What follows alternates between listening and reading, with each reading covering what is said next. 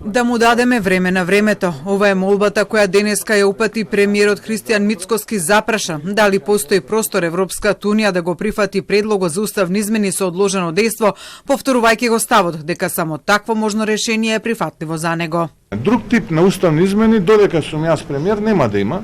Ултиматуми и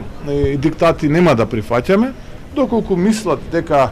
треба на тој начин да промовираме европски вредности, тогаш простете, јас не сум добар соговорник. Мицкоски по изјавата на коалицијскиот партнер Арбен Таравари, кој во Вин-Вин на Телма изјави дека мислиот и во декември ќе почне процедурата за промена на уставот, денеска рече дека може да почне, но само за уставни измени со одложено дејство. Потребно е тоа кое што ние го предлагаме да биде прифатено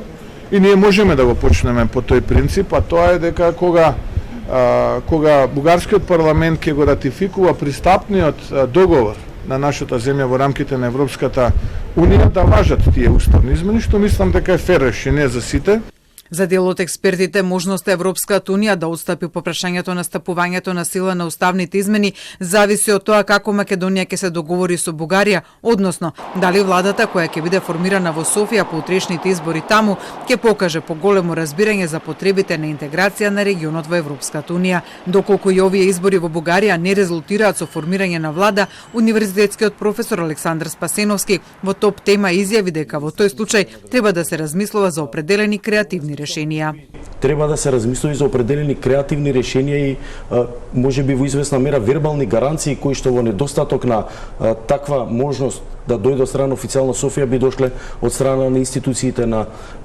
Европската унија или на некои други важни држави членки на Европската унија. Европската унија на крајот на криштата е позната по изнаоѓање на креативни решенија за да овозможи нештата да се движат напред. За изборите во Бугарија и за тоа кој би бил посакуван победник, а потоа и соговорник на македонската влада, премиерот Мицкоски денеска е посочи ГЕРБ, партијата на Бојко Борисов, со објаснување дека двете партии, ВМРО ДПМН на Мицкоски и ГЕРБ на Борисов, се дел од семејството на европските народни партии и од е нормално да посака таа да победи.